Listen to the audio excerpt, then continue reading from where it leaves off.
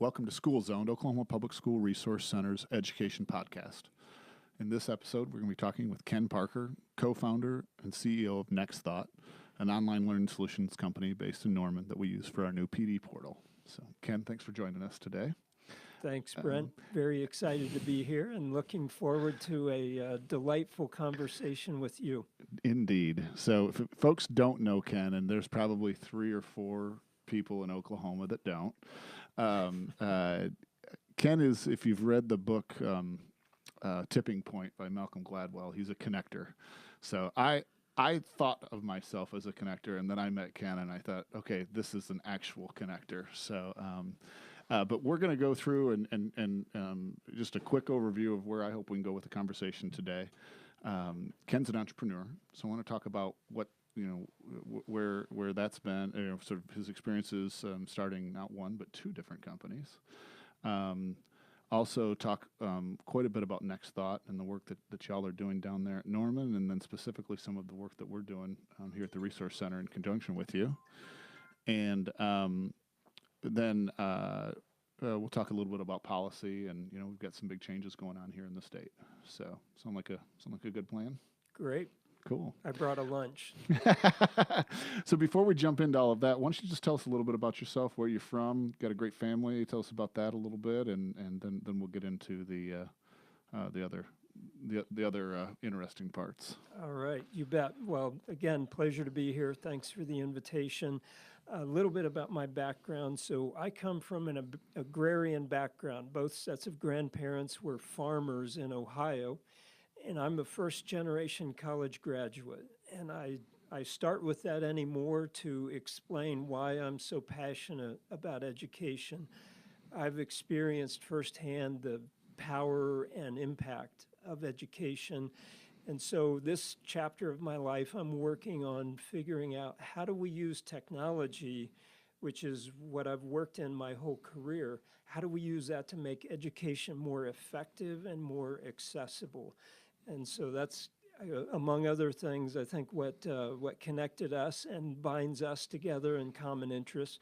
But grew up in Ohio, first 14 years of my life, moved to Oklahoma in 1975. And so it's been a long-term relationship with Oklahoma.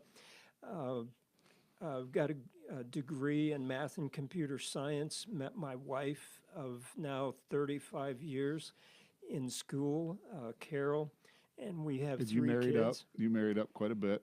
No offense. She is an amazing woman and an amazing mother and now grandmother. We have 3 kids and 3 grandkids now, and so life's pretty sweet at this chapter. But we, after graduating from Oklahoma Christian University, I took a job with Martin Marietta Aerospace, worked for 10 years all around the nation, different computer science jobs with Martin Marietta, then joined J.P. Morgan in New York. And so I worked on Wall Street 3.5 years, loved it, but it was taking too big of a time toll on the family. So we left, moved to Oklahoma, be closer to family, and that's when the entrepreneurial bug struck. I got involved with a dear friend at New York on Wall Street that I knew from J.P. Morgan.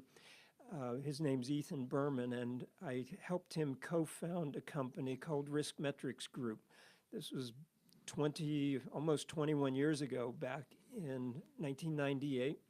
And it was a financial technology company. We started with 25 people, 20 in New York, 2 in London, and 3 of us in Noble, America, down on my ranch, just south of Norman.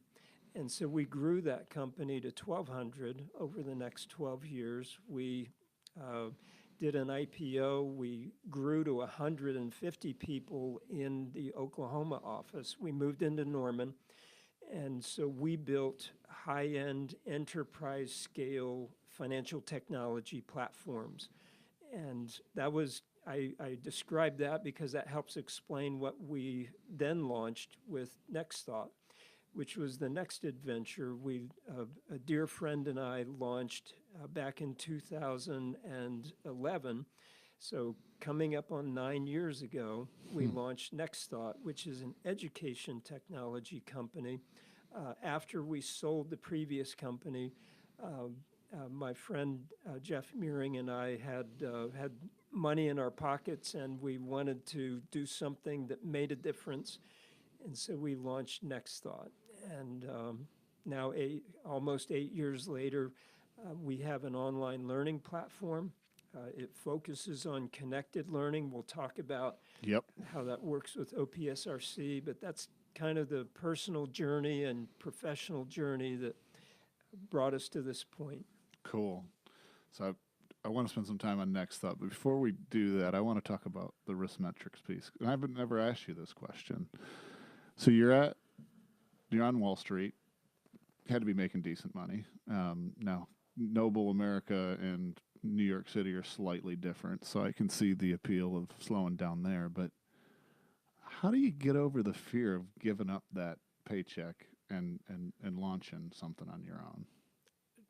Very good question, and indeed, I was making the most money I'd ever made in my life at J.P. Morgan, and having fun. Wall Street's an amazing, exciting place, but the time requirements, and there's some irony there. When you do a startup, you find out what real time demands look like, but the risk factor, it's a good question, because at the time, I remember thinking that I was leaving the most money I'd ever made at a job, and coming out to... It's not like you came from a wealthy background where you can fall back on something, right? Right, but it was the flip side of that fact was I wasn't threatened by losing it all, because I've lived poor. Yeah. And so it wasn't enormously threatening that, gee, you might not make it. And the other thing that I told people 20 years ago when we started it was, if this doesn't work out, I can get a software job anywhere. I'd had a couple of great jobs with great companies, and software was in demand even back then. And so I felt like, the worst case is not that bad. And so I didn't have any clue of the risks I was jumping into and how little I knew about it. I think one thing entrepreneurs have in common is it takes some irrational optimism. I've made that analogy of being a parent, right? If you knew what it was going to take, just, or pregnancy. That's the other one that you have no idea what you're getting into. So that serves to open the door to some really exciting life possibilities across a wide range. Very true in the entrepreneurial sphere, but I just felt that the worst case wasn't that bad. So we took the plunge, and it sounded fun and cool, and had an amazing 12-year journey that resulted. But if we'd have never launched out in our little boat to tackle the ocean, we'd have never discovered what we were capable of and the adventures that lay ahead. So you jump out on your own. Now, when you did this, you had kids. 3 little ones. So you moved from New York City to Noble. No culture shock there. We had visited the family a lot. Visiting grandparents was always fun for the kids, but I don't think they were fully prepared for moving from Westfield, New Jersey to Noble, Oklahoma. It was a culture shock, but it was one everybody was excited about and ready for the adventure. Yeah. So as you're starting up a company, I'm sure, nice leisurely hours of 20 hours a day and all of that. And I'm sure when you're not working, you're worrying about it. We're going to get a little deep here. How does that affect your parenting? And then as they start to grow, where I am. I've got the little ones, 6 or 8, I guess 8 and 10 years old now. And, one of the things that strikes me as a parent now is realizing how my parents had no idea what they were doing, and none of us do, right? But how does that change, and how you thought about parenting and the lessons that you wanted to pass on to your kids? And I'm really asking about how does that potentially then inform what we think about education and how we're growing kids in a world where I think entrepreneurship is going to become more and more important. Yeah, no, that's a rich set of questions there. One thing, just to acknowledge what you said, we did think about how we wanted to parent our kids. In fact, my wife, who's a elementary teacher by educational background, she pulled our kids out of school for 2.5 years and homeschooled them in our double-wide mobile home that the was luxurious double-wide, huh? right across from my entrepreneur's office. That was one benefit, is my commute went from an hour and a half in New York to about 30 seconds in Oklahoma. And so we worked together on the education. I did the math and science, and I was also the disciplinarian that got called in. But the education was a big thing. And we had some greater flexibility in some ways, but the time demands caused, in hindsight, it's one thing I encourage young entrepreneurs is don't shortchange your family. I think in many occasions I did shortchange the family. I didn't go to all of the games that they played in, or I tried to make it to all the shows that the girls were in, but it was a time that was very distracted with the urgencies of building a company. And so I encourage entrepreneurs not to ignore that, and also to recognize how short-lived that time is with your kids. It doesn't seem like it when you're in the middle of it. Some days, but then it's also terrifying. You know, I told my 8-year-old the other day that, you know, I still remember this, you know, and now she's on all kinds of technology, and yeah, it goes way too fast. Yeah, not to depress you, but we found that when they get into high school, it was like you turn around once and they're gone. I'm sure. It's now we're in the sweet spot too, because most part they still like us, you know, and I know that time is coming to an end. So, so as you're thinking about raising your kids, did you raise them to be entrepreneurs? Did you want them to do that, or did you want to shy them away from it? No, it wasn't a matter of encouraging them directly, but we certainly modeled the behavior. And now, of our 3 children, the middle one is the graphic designer, creative one. She now works for Nike in Portland, Oregon. Mm-hmm. The oldest, she's been a music teacher, running her own little music studio the last several years.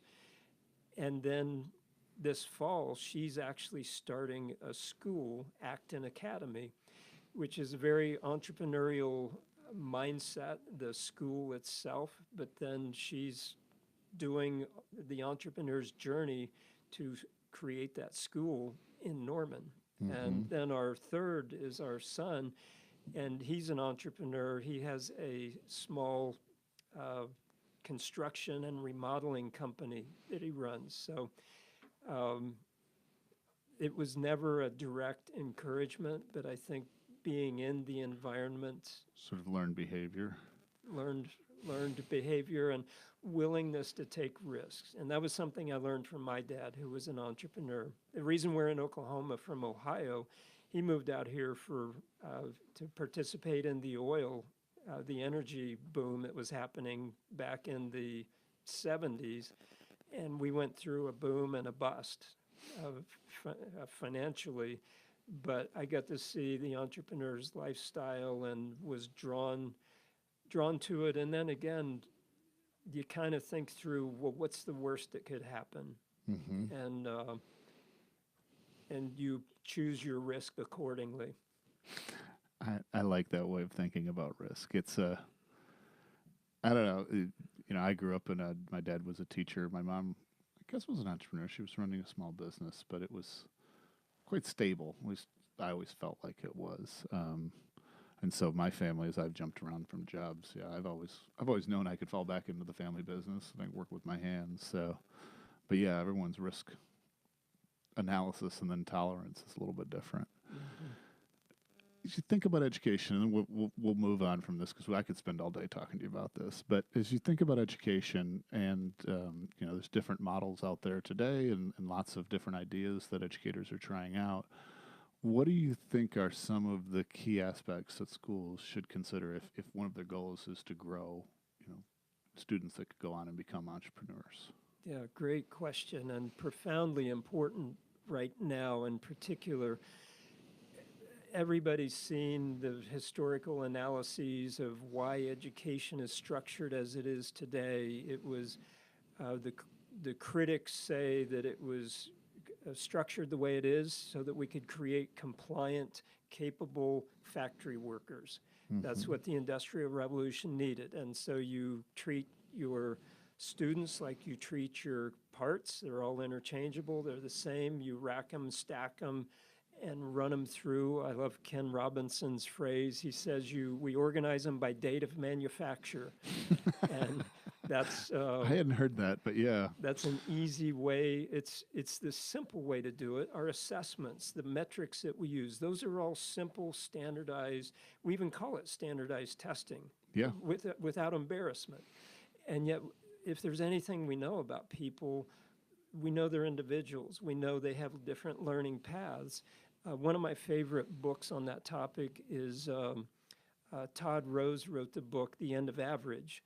And it talks about... He has a great TED Talk about that as well. Yes, and so highly recommended if people want to think about that. So that's kind of the status quo. Now, what should we be heading toward? Well, what do we know about education? We know that people learn best in the presence of a tutor. Benjamin Bloom, the renowned education researcher, one of his classic studies was showing that tutored students that had a tutor of some sort in a randomly selected students in a class, they outperformed 98% of all the other students in the class. And that was the only intervention. And yet that's just not scalable. Mm-hmm. And so, but it does say, well, how do we employ some of that type of effect? The other things we know, some of the other things we know about education is that we learn by doing best. These artificial compartments in which we organize education today, we also know that those artificial distinctions make it easier to teach, but it takes away so much of the context, the relevance, the meaning for the learning. The exploratory nature of learning. Are you familiar with Sagata Mitra's work in that area? No. If folks want to look up an interesting TED Talk, that's another one. Sagata, the whole computer in the wall. Sorry. And sort of how that sort of, and Yes. then he's gone on from that and looking at just sort of exploratory learning. A lot of folks would call project-based and things like that. Yeah. Yes. And so I think it's those learning models that have such high potential. And here in Oklahoma, some of the bright spots that you can find on that kind of learning, go look in the career tech. A lot of what we do there is practical, hands-on. Hats off to Marcy Mack and the career tech, the whole career tech enterprise. They approach learning differently. And we should be asking the question, why is that the exception and not the norm for how we teach subjects? Yeah, we probably need to bring someone in on a podcast about that because, I've had that same. We're friends with Jared Scott. He's another one in the crew. He's one on my mind as a real expert. Yep. And very thoughtful about how to do it, the model, the outcomes, how you bring technology in a meaningful way that's not a distraction. Yep. So it leads to jobs, and Jared's at Francis Tuttle, and they're doing some really amazing work over there. Really the career tech system across the board is, but seeing the applied learning, and Jared took me through their what do they call it? The Computer Science Academy. And I didn't realize when I first sat down that these were high school kids. I've had some experience working with software developers, so I faked like a technologist and started asking questions until they figured out that I didn't really know what I was talking about. And then all of a sudden I realized, wait a minute, you guys are in high school. This is amazing. And they were building, different types of video games and gamification. And these are things they could either sell or, definitely would lead to jobs. Right. It's exciting you think stuff. They'll retain those skills and pursue that more aggressively than go solve these quadratic, meaningless equations? Yeah. Yep. Yeah. But so yeah. I mean, it's pretty awesome. So yeah. Hats off. That is really exciting work. Well, let's jump into Next Thought, and I think some of these same conversations are going to come back up as we talk about that. But so you sell a company and then you decide to be crazy and do it again. Why? And what is Next Thought? Tell us about that some more. Yeah, the why is a good question. I've asked myself that a few I can imagine. times. It's like, why did we think it was a good idea to start over? But those are the exceptions. The big reason was to do something meaningful with all the resources, all the blessings that we'd accrued. And so Jeff and I wanted to do something that mattered. We had some other colleagues that joined with us when we launched, and we all wanted to do something that made a difference. Our mantra that we adopted was change the world, have fun, make money, in that order. And so that's what we set out to do, and we felt like the greatest opportunity to really make a difference is through education. And I know that resonates with you. That's how you're spending your life opportunity and all your skills. And the whole team here is around how do we make a difference with education. And again, it's a very personal desire for me, but it's an enormous opportunity. I've heard numbers ranging from $4 to $6 trillion per year that are spent globally on education.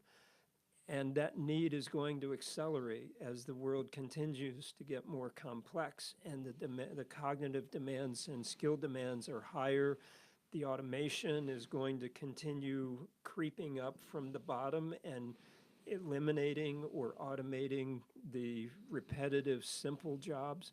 And so education is going to be the ticket to participate in the economy of the future. That's great. So then why an LMS, or why a learning platform? Well, it was a platform was a natural opportunity for us, given that's our real expertise.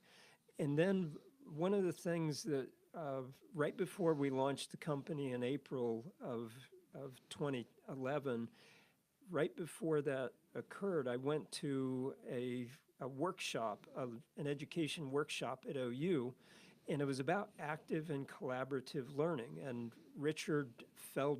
Dr. Richard Felder from North Carolina State University taught it, and he taught about the virtues and impact and the student outcomes that result from active and collaborative learning. And it was a terrific course.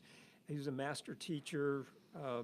By the end of the day, I went up to him and said, Dr. Felder, I'm a buyer. This is terrific. He talked about group work, project-based work, and how that tremendously advanced the learning objectives and the outcomes and the motivation, the retention, all the stuff, the holy grail of education.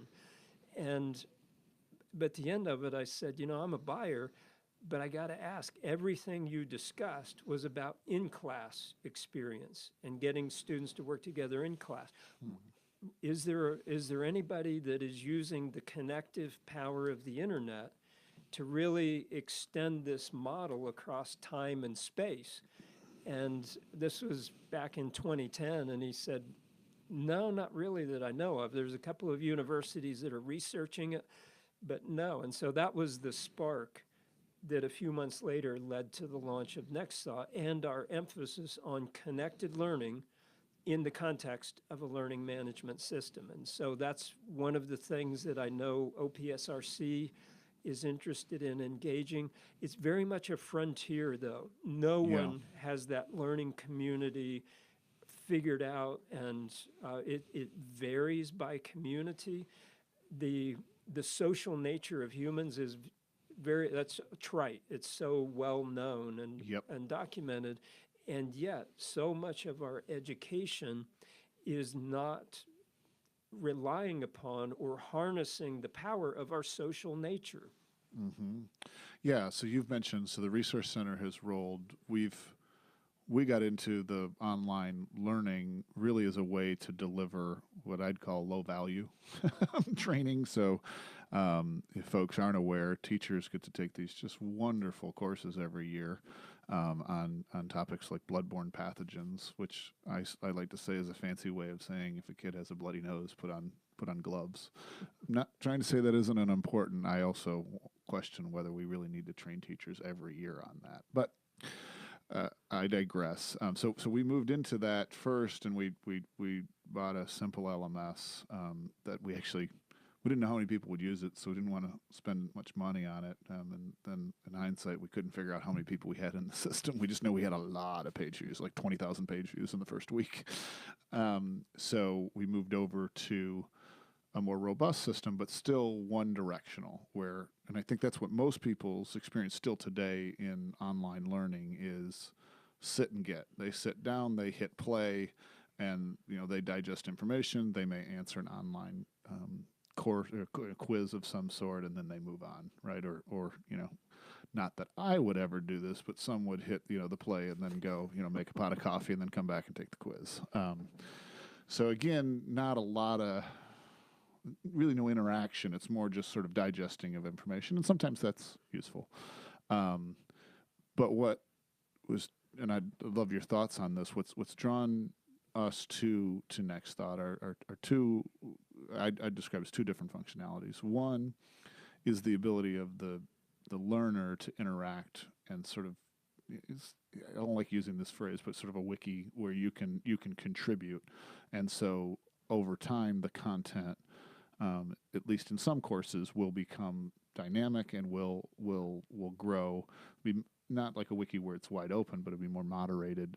So we ensure that there's high quality content, but we want our content to be able to grow and get smarter through the wisdom of the crowd. And then the other piece is, as we roll out and work with schools on similar projects, Oklahoma's we're a big state, as I know, driving around it a lot. And so trying to build some form of community where lessons learned. I mean, obviously, we still try and pull folks together.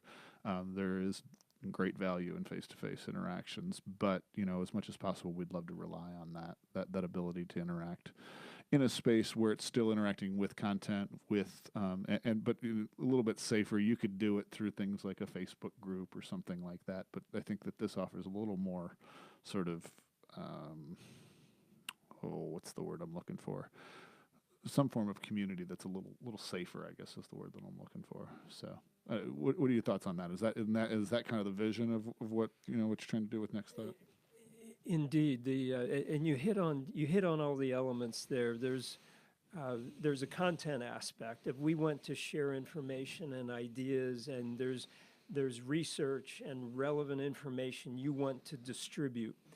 And if we take a step back and think about the internet and the way it is really transforming so many aspects of our economy and society, the internet does two things really powerfully. It distributes information instantly, freely, globally, and that's transformative. That's huge, and that ranges from the Internet of Things, where just pushing data that you can analyze and then personalize an experience or whatever, but it also connects, it also exchanges information among people.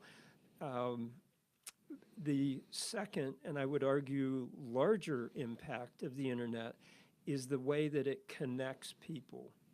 And it's that enormous transformative power that I think is really just starting to be realized in a lot of different areas. And we see platforms where a platform really, one generic definition of a platform is it connects people and lets them exchange value. So think Facebook. Facebook doesn't create any content. They don't even curate it. All they do is allow others to create and curate it, and then we make it valuable. We are the ones, our attention and our contributions are what make Facebook valuable. Airbnb, Uber, those connect people and let them exchange rides or drivers or riders. It lets homeowners and temporary visitors exchange goods and services. And so the notion of a platform connects people and lets them exchange value. Well, let's apply this concept in education. And there's different types of value we want to exchange. There's expertise and information. But then if you want to engage people, you want to engage their minds, their creativity, their relevant experiences, now you're talking about connecting them and making the learning more of a community, social learning. And so the vision that you have for teachers in Oklahoma is exciting. I'm excited by it. As you started talking about all of the social media, it did raise how do we do this better? And the downside, which I think we're all aware of social media and the interactions, is it seems really good if you're just angry and want to be a troll, right?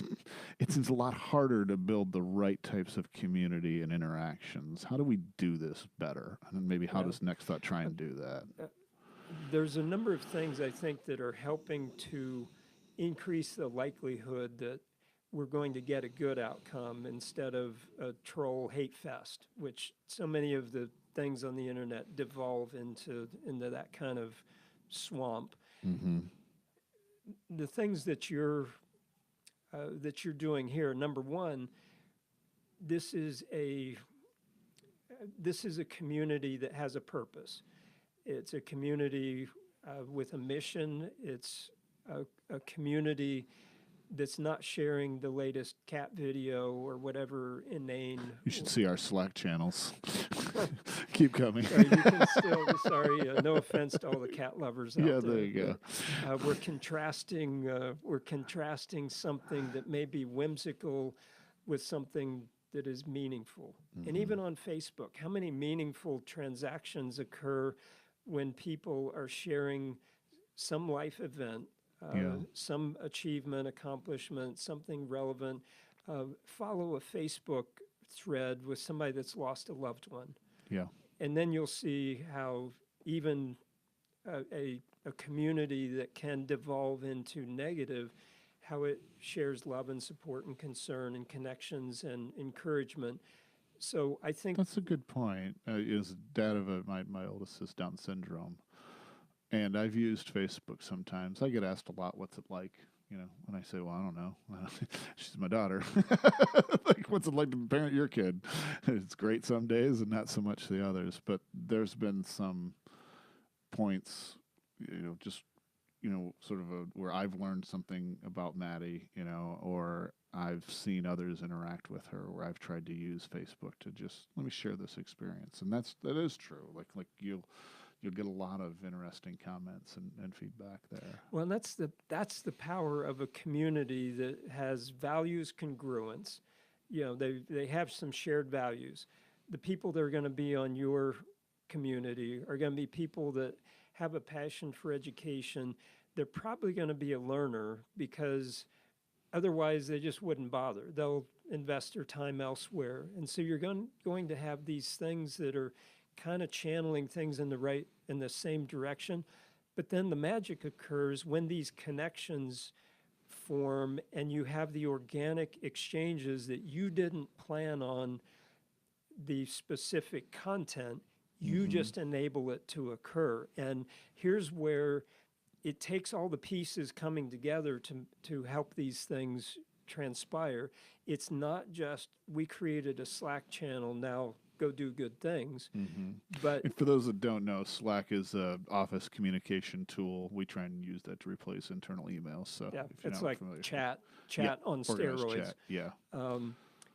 And so as the creator of this community, as the moderator, the encourager, the facilitator, whatever, you can help set the stage. You can raise questions. You can throw topics out there for discussions. You can share something and invite analysis and contribution and relevance and disagreement. And so that's where the role of the moderator, the creator, is so important, because you're going to help organize and focus some of the attention and the energy, but then that's where the magic will occur. That's where your teachers, we used to say that, the content kind of starts the dialogue, but then we always felt like it was the contributions of the community that actually end up making it more valuable than the original content, because now they're making it relevant. And that's especially true for here in Oklahoma. One of the dreams we've had is providing resources and connections for teachers, especially in the smaller rural districts. They may be the only science teacher within 50 or 100 miles. Yep. And so they don't have a local community. But let's connect them online, and let's connect them with teachers that are facing English language, English learner challenges. How do I draw them in? I know you're doing some work in that. Is that ready for showtime? Can you talk about the English language learner work that you're doing? It's a project in process, and I'll talk about it just to share enthusiasm for it. So the Oklahoma Foundation for Excellence, the executive director there, Emily Stratton, Yep. they often help with teacher PD as a way to provide best practices, help teachers around the state. And so we've been talking for a couple of years about online education and how it extends the access beyond just cherry pick a few teachers, send them to a program, and then they come back and teach the teachers, kind of an approach. And so she had the idea of pursuing grant funding to get English learner. There's an enormous percentage. It's like the high 30% of students in Oklahoma speak a language other than English at home. And so they're English learners. Say that again. It's in the mid 30% something. It is I knew it was remarkable. high, but I didn't realize it's anywhere near that high. I need the fact checkers to post in the comments the Sure, real number. yeah. But it's a high number. It's a lot of students. I'll boldly make that claim. Yeah.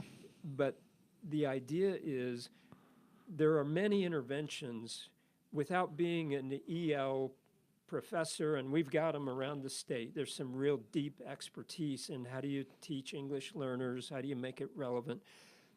There's not the money or the staff to do that for everyone. So the idea is, how do we teach best practices, some of the great interventions that are efficient, that are easy? How do we teach that to all teachers? Anybody that has EL students in their class, how might we equip them and connect them with other teachers that maybe are in the same grade, the same topic, the same kind of rural or urban environment? And so teachers can self-select in these communities and find someone that's relevant and on the same journey. And that's where, again, as humans, that's how we learn, is in a community, and we learn from others, and we grow and improve as a group. Good. So you're developing that content, and that will ultimately then. So one of the other reasons we were interested in moving to NextThought is NextThought's also working with the State Department of Education. So this content that you develop for English language learners is the plan is to launch that on the statewide portal. Tell us a little bit about that. So yes, one of the things that we're very excited about that we're working on with State Department of Education is to create a statewide teacher PD, professional development, resource, and community.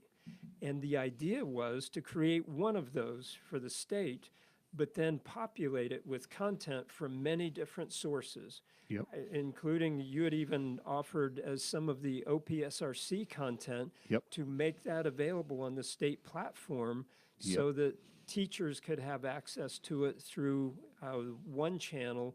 And you get with that kind of model, you get the power of Wikipedia, which is everybody knows you go to one place and you can find input, and it's varying levels of quality and whatnot, but you go to one place, it's all indexed and searchable, and then there's a curation and improvement process that helps raise the quality.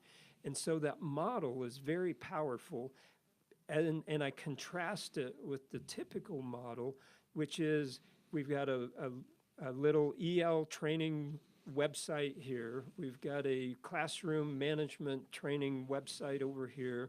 We've got a couple of other, and so it ends up And none of those are fracturing. building community. None of them are building community, and you don't get the network effects and the critical mass of content and people that make it more compelling. Cool. So where are we in terms of rolling that out at the state level? The state won a grant now 2 years ago, the New Skills for Youth grant from J.P. Morgan. It was a big, exciting grant. It was for workforce preparedness, and it was targeted toward high school students. So that was kind of the spark that led to putting this foundation in place. It's getting ready to roll out. It's been rolling out in limited kind of pilot fashion, Yeah. and we're getting ready to scale it up this coming fall, along with other resources that are going to be added to it. And so it's very much underway right now. But the vision is heading toward all of the PD resources being consolidated and the communities being activated in one place instead of scattered and diffused across many. That's really exciting. And yeah, as we continue to develop content, we would love to help support and facilitate that, because I think you're right with the creating multiple places. I mean, clearly the best stuff's going to be at the resource center. I mean, just we just humbly put that forth. We don't need to make we don't everybody need to feel beat a bad, dead horse on that, but yeah, we want to support that, and I think Superintendent Hoffmeister and her team should be commended for trying to move forward with that, because I think it's real exciting.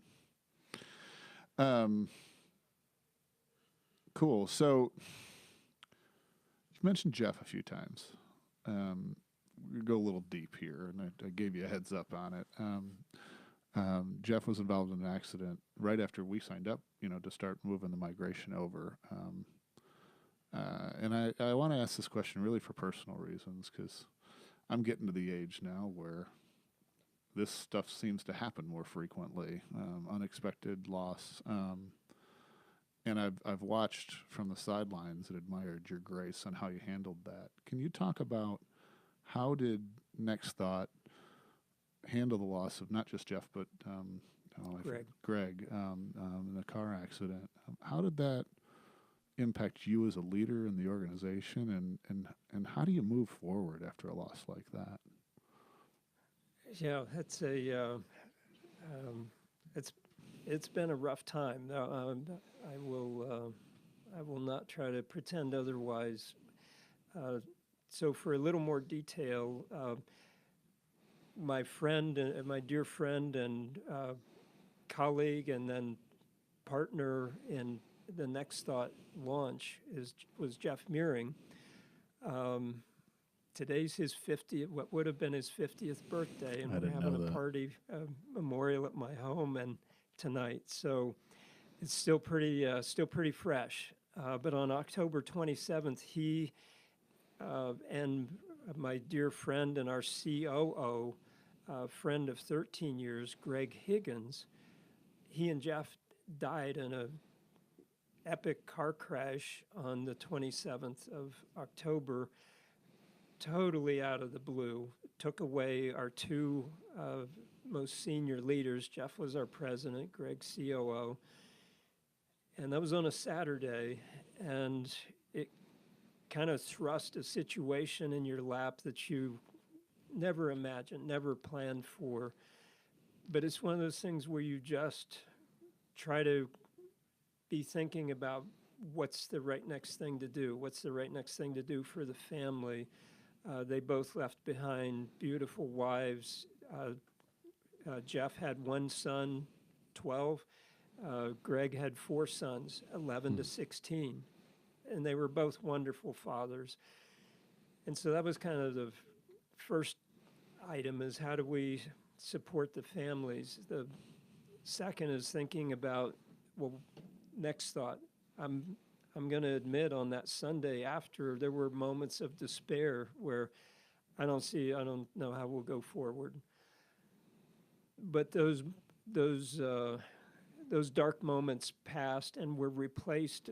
One clarifying thought kind of gave courage and inspiration for all the actions that would take place over the next several weeks, and that is the best way that we could honor Jeff and Greg and their life work and be a blessing to their families long term was to succeed. They both had a lot of ownership in risk metrics, in NextThought, and so it gave us an additional purpose to what we were doing. Is we want to succeed, and so the NextThought team has just been phenomenal. They have stepped up. We reestablished a leadership team.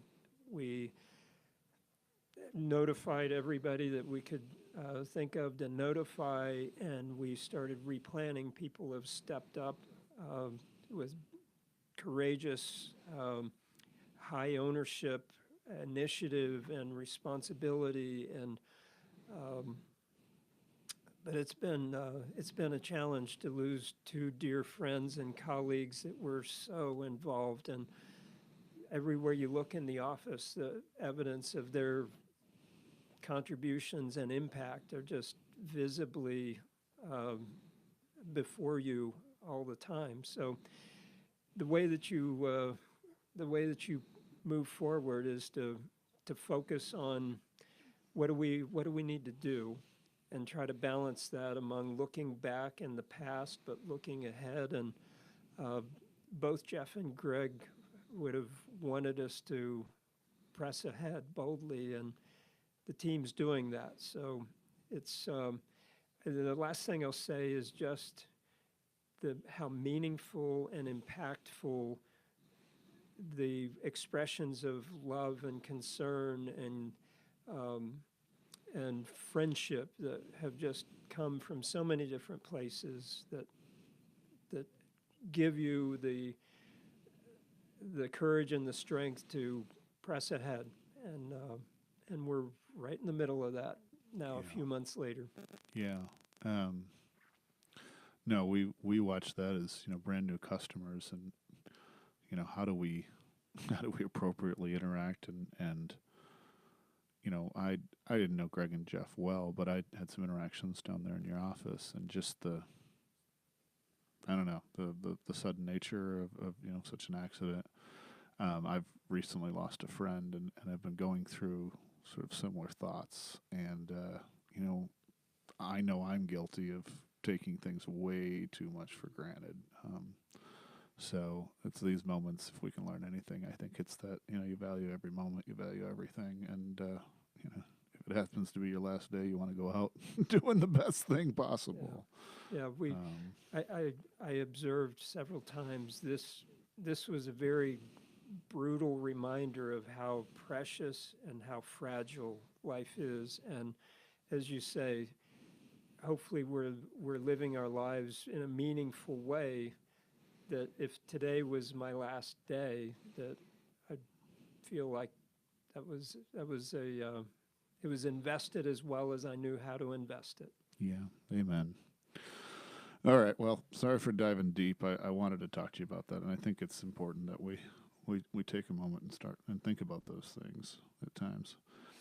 My last section, and before we close off, is I want to talk about we have a new governor, Governor Stitt was Governor inaugurated Stitt. on Monday. I know you're a fan of Governor Stitt, and as a fellow entrepreneur, businessman. Tell me what are you excited about?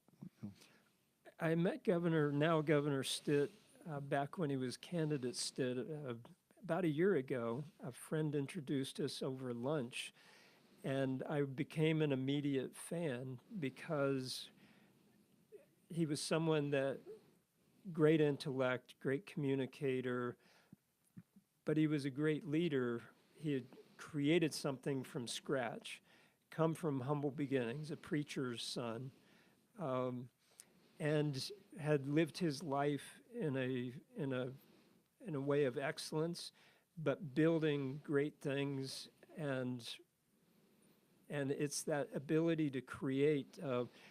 I heard a quip attributed to Arnold Schwarzenegger of all places, a few years ago, and when he was trying to explain his economic plan as governor, then governor of California, he's trying to explain his plan to some of the legislators, and one of the legislators said, Governor Schwarzenegger, I just don't understand this plan that you're talking about. And Governor Schwarzenegger is reported to have said, well, that is because you've never signed the front of checks, only the back of checks. And it was kind of a funny put down that acknowledged the difference between someone that's making payroll and someone that's cashing payroll checks. Mm-hmm. And Kevin Stitt is somebody that has done the gut-wrenching hard work to create something, to create a great team, to inspire others with leadership and a bold vision. And it's that type of skill set and that very bold vision. The last thing he needed to do was put his company on hold and go through the brutal process of running for governor so he could take a massive pay cut and take arrows in the back nonstop. But it's because of his passion for the state and the people and his aspiration, the aspirational vision that he has for the state. And having lived through what we did with Risk Metrics and showing how we created a world-class financial service technology firm down in Norman, Oklahoma. We've got great people. It's not a matter of, hey, we're not smart enough, we don't have the right geography, we don't have the right DNA. We've got all of it. We just need an inspiring vision and a focus, and Oklahoma can be a top 10 state. That's not a crazy objective. And so it's that kind of vision, that sort of passion and leadership and a willingness to inspire and others and work hard. That's why I'm optimistic about our new governor. Cool. No, you and I have talked about, so Next Thought is down in Norman, really on the, it's on the OU campus. South Research Campus. Yeah, and you get to look at the OU Cathedral, known as the, what is the? Owens, the Gaylord Stadium. Yes, yeah. I know I'm treading on thin ice when as a Big Ten fan, I can lob some bombs at the football program, but it's obviously a world-class program, and they've got one not quite as high in prestige, but still very successful in Stillwater, in a state that's not one of the bigger states. And so if we can have two world-class football programs, why can't we have, a world-class education system? So if we take that vision, that the Governor Stitt's laid out, the top 10 state, how do you think that translates into education policy? What are you hopeful for with that? And I know, in 6 months we'll look back and go, "Oh, great, thanks for having this still up on the podcast." But yeah. Well, I think there's many factors that will contribute to making a world-class education system here, and I don't want to disrespect the complexity of it by pretending there's some glib answer to that question. The thing that I think we can claim is that it's very possible. One of my favorite examples was chronicled in the book, The Smartest Kids in the World and How They Got That Way by Amanda Ripley. Yep. Fun book. It actually has 2 Oklahoma tie-ins. She follows an Oklahoma student that travels to, I think, Finland. She went to Finland, yeah. And From, then it also... is it Chakotay? No, Yes, Sallisaw. Sallisaw. Yeah. Yeah, good memory. So chronicles that, but then it also follows the what turned out to be, at that time when she was writing about the superintendent of Rhode Island, That's is right. now Deb the Gist. superintendent of Tulsa, none other than Deborah Gist. And so the point I was going to make, though, about that book is she chronicles the transformation, the educational transformation that occurred in Finland, because we think of Finland today as, they're the education powerhouse. You wind the clock back several decades, they were down toward the bottom. And so they showed how it's the attention, it's the focus, it's the priority. That's what resulted in, they're now a world superpower in education. Yep. You just mentioned the football expertise, world-class expertise found here in Oklahoma. There's no reason that should be here genetically, geographically, anything else. It is a cultural priority and a focus of resources and expectations of excellence. That's why we have world-class football. Couldn't agree more. It's very doable in education. It's hard work. And the first thing that you have to do, though, is set the expectation. We are not satisfied. We can and should be better, and we're going to invest the time. It'll take more money, but it should not be more money applied to the same old approach, because that's shown to not work. That's where we need to be looking at, well, what are better ways to do things? Deborah Gist, if you can coerce her into joining you, she has very deep thoughts on the subject. Yeah, no, we the Resource Center here, we try and work with schools across the state. We work with a number of schools at TPS, supporting some different initiatives. And, I think that I think you've hit the nail on the head. Obviously there's hard work and obviously there are details, but when a community and a culture prioritizes something and puts that at the top of the priority list, then a lot of those roadblocks start to fall down. Yep. So, it's purely the only thing I think I can boldly claim, the only thing holding Oklahoma back from achieving world-class potential is our culture, because that drives everything. Your expectations, where you prioritize your resources, all of that is driven by your culture, or maybe there's a better word for it, but it's something that is very changeable, and it's a heart thing, it's a passion thing.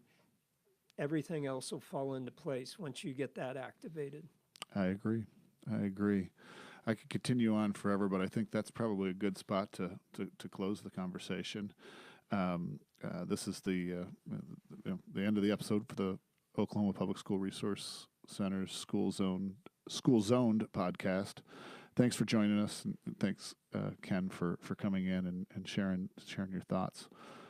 We'll be back here next week, bringing in State Representative Forrest Bennett to talk about the upcoming legislative session. I think there might be a few education topics that come up this legislative session. So we're going to pick his brain and pick his brain about some work with a company called Education Benefits Insurance. So really excited for that conversation. But Ken, really appreciate you taking the time to come in with us today. Thanks, Brent. Appreciate what you guys are doing here. Definitely. Thank you.